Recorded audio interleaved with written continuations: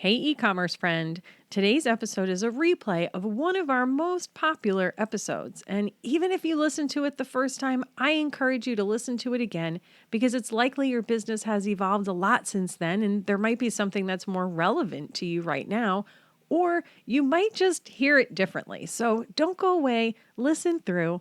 Let's get into it.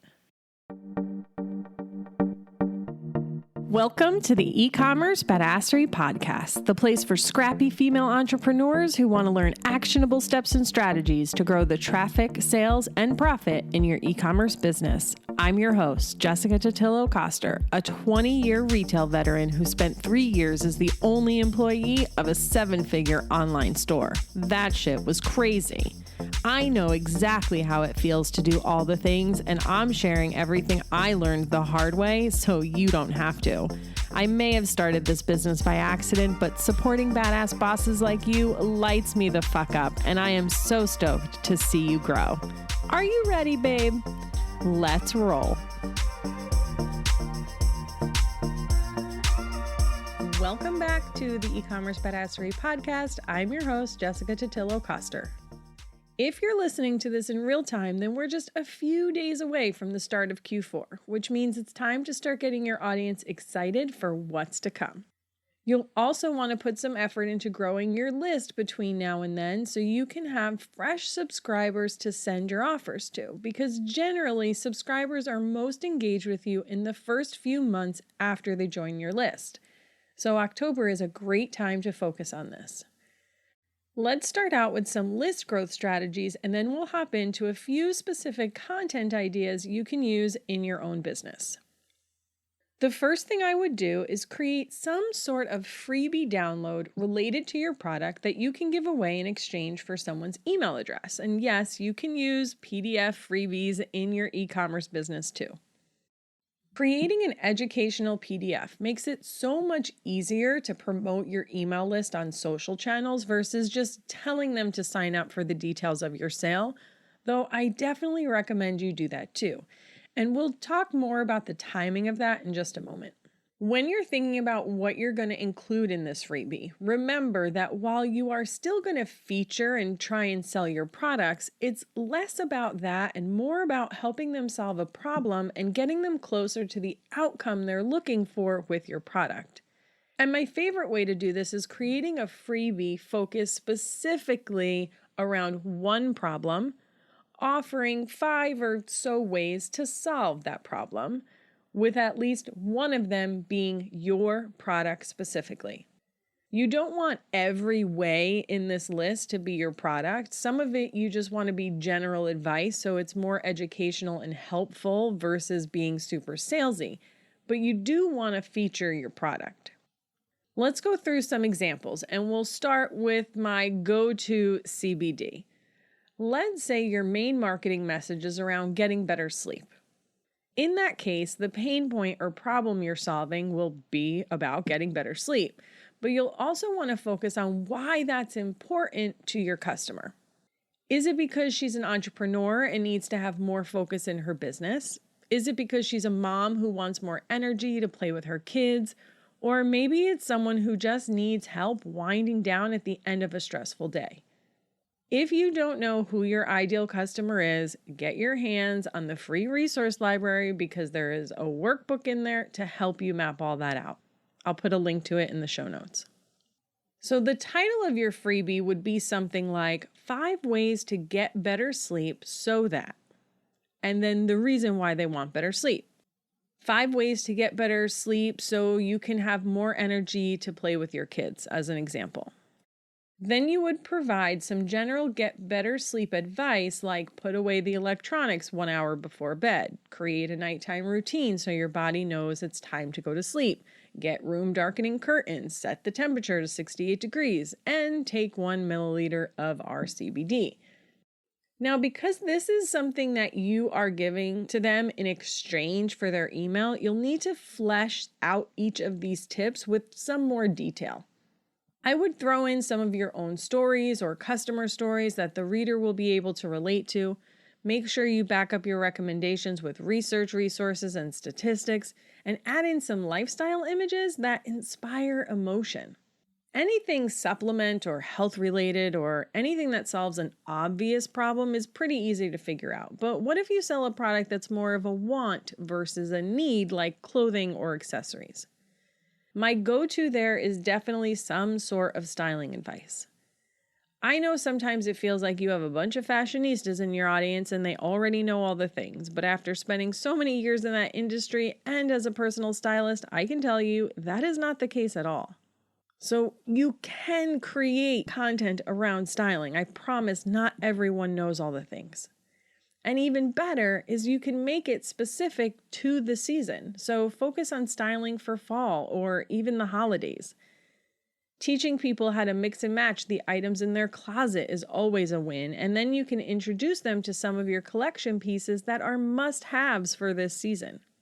The trick to making this more valuable is that you need to get specific and show them exactly how to put those outfits together. So you'll want to create visual representations of them and include items like shoes and accessories, even if you don't specifically sell them. Another great option here is to create a personal style quiz on your website. And then that takes them to a collection of items that match their specific style. I do recommend that you still include some sort of PDF download with some styling tips so it doesn't feel 100% salesy, but helping them find the exact right products is super valuable. The quiz option will work for a lot of different products too. Once you have that all set up, you'll want to promote the shit out of it. Dedicate at least one post each week, and don't forget to talk about it in stories as well. Remember that not everyone is seeing all of your posts, so you have to repeat yourself constantly. And you can also weave it in as a secondary message to your other posts as well. All right, so you've got your freebie, and for the month of October, you're going to focus on using that to grow your list. Once you get into November is where you can lean more heavily into letting your audience know what Black Friday perks they get by being on your list, whether it's early access to deals, first dibs on new products, higher discounts, or all of the above. Shout that shit from the rooftops. Seriously, mention it in almost every post and create some posts that specifically focus on the benefits of joining your email list. Q4 is also a great time for collaboration with complementary brands and the opportunity to get in front of other people's audiences. You can do live education sessions on social with another business owner, a brand you sell, or even an expert that speaks to the problem you solve. Focus on fewer, deeper relationships where you can do a few joint events and show up multiple times together. Doing a one-off here and there is not going to have as big of an impact. All right, so now you're growing your list, and of course you have your existing list. So how do you keep them engaged and get them excited for what's to come in holiday? 3 words: behind the scenes. People love behind the scenes content. They love to get a peek behind the curtain and see what goes on behind closed doors. I mean, there's a reason why reality TV is so popular. And what's really cool about this is there are so many ways to repurpose that content and engage your audience throughout the month. So let's run through a few ways that I used to do this in my previous job that always killed it with our audience. First up, behind the scenes of your holiday photo shoot. If you can have an assistant or a social media person there, someone who focuses 100% on getting behind the scenes content all day long, you'll end up with a library of stuff that you can use throughout the whole month. The trick is you want a mix of photos, videos, boomerangs, and whatever else is cool right now to keep things interesting. And if you're using models who are active on social media, encourage them to create and share content as well. I know sometimes we want to keep things secret for launch, but I always found we ended up with the best content and most engagement when we gave the models room to have fun and share with their audience. Print out everyone's social handles nice and big on a piece of paper and post them all around your shoot location so no matter where anyone is shooting content from, they have quick access to tag everyone, including you. Another fun thing you can do if your models are active on social is to do a quick live broadcast from the shoot. In my experience, they don't want to do that unless their makeup is complete, so make sure you plan it out with them a little bit. You can even do a 73 question style interview with them like Vogue does. Just ask less questions and make sure that a good portion of them are focused around your industry, your product, and the things that your audience cares about. Once you have all that content, you can repurpose it in so many different ways. Create individual posts, a photo album on Facebook, cut the clips into a video and share on YouTube and IGTV, create reels from them, you get the idea.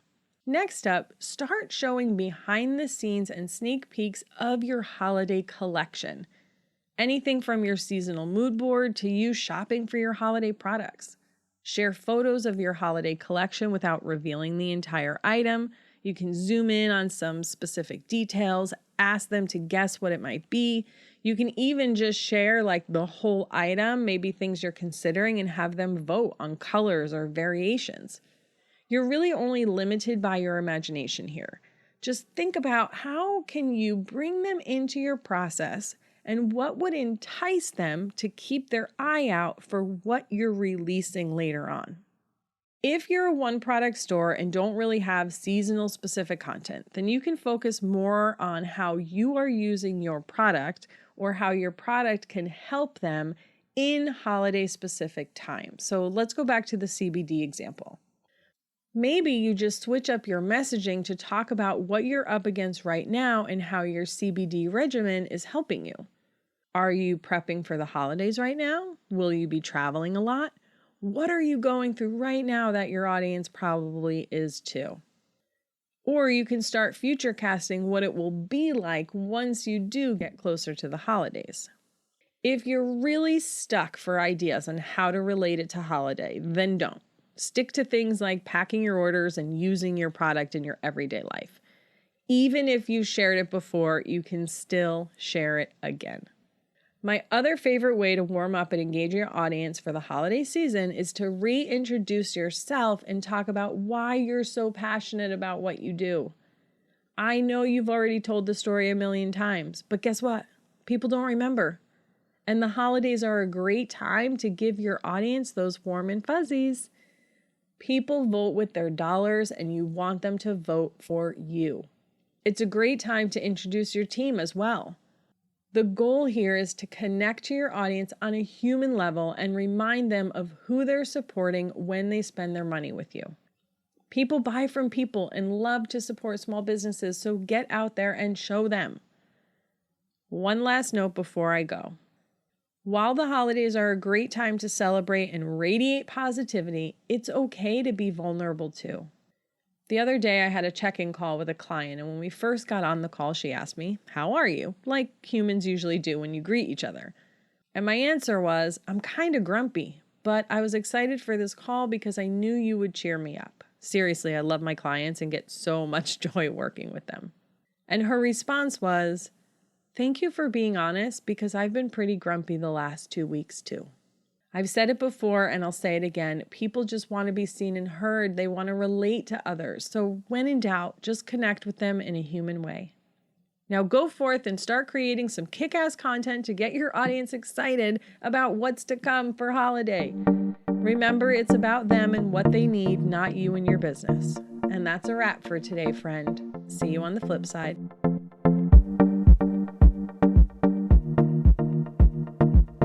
Thank you so much for listening to today's episode. If you like what you heard, I'd be so grateful if you'd leave a review on Apple Podcasts, and don't forget to subscribe so you never miss an episode. And if you're looking to surround yourself with more product entrepreneurs who totally get your life right now, get your booty on over to the eCommerce Badassery Facebook group. Can't wait to see you there. Until next time, e-commerce friends, stay badass.